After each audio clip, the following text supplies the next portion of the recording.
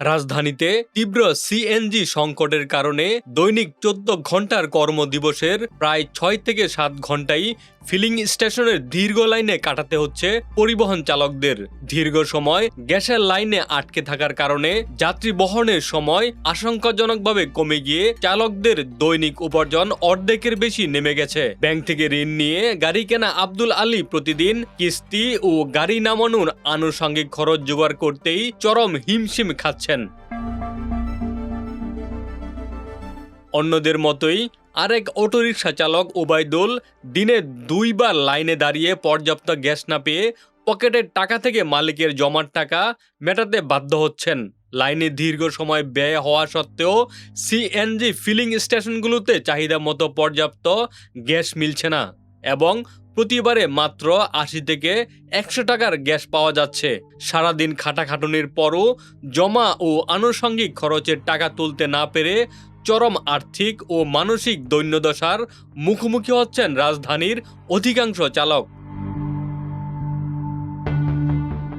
সংকট নিরসনে স্থায়ী সমাধানের তাগিদ দেওয়ার পাশাপাশি আপৎকালীন সময়ে অটোরিকশা ও রাইড শেয়ারিং গাড়ির মালিকদের দৈনিক জমা কিছুটা কমানোর আহ্বান জানিয়েছেন বিশেষজ্ঞরা।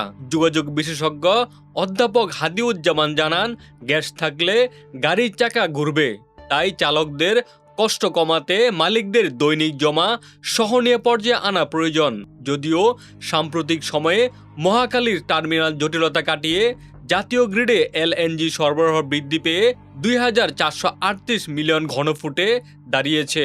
তবুও জাতীয় গ্রিডে সরবরাহ কিছুটা বাড়লেও পরিবহন খাতের চালকদের সার্বিক বাস্তব পরিস্থিতিতে এখনও কাঙ্ক্ষিত স্বস্তি ফিরে আসেনি।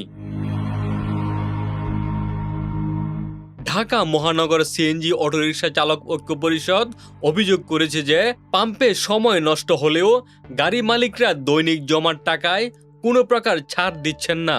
অর্থ ও পরিকল্পনা মন্ত্রী আমির খসরু মাহমুদ চৌধুরী জানিয়েছেন, উত্তরাধিকার সূত্রে পাওয়া এই গ্যাস সংকটের স্থায়ী সমাধান হতে অন্তত ২ বছর সময় লাগবে। বিদ্যুৎ ও জ্বালানি মন্ত্রী ইকবাল হাসান মাহমুদ বলেছেন যে এফএসআরইউ সচল না হওয়া পর্যন্ত শিল্প কারখানায় গ্যাস সরবরাহ স্বাভাবিক রাখা ও লোডশেডিং কমানোই মূল লক্ষ্য। গ্যাস সংকটের কারণে কর্মঘণ্টা নষ্ট হওয়া ও দৈনিক জমার চিন্তায় দিশেহারা পরিবহন চালকরা দ্রুতই এই অচলাবস্থা থেকে স্বাভাবিক পরিস্থিতিতে ফেরার আকুল আকুতি জানিয়েছেন।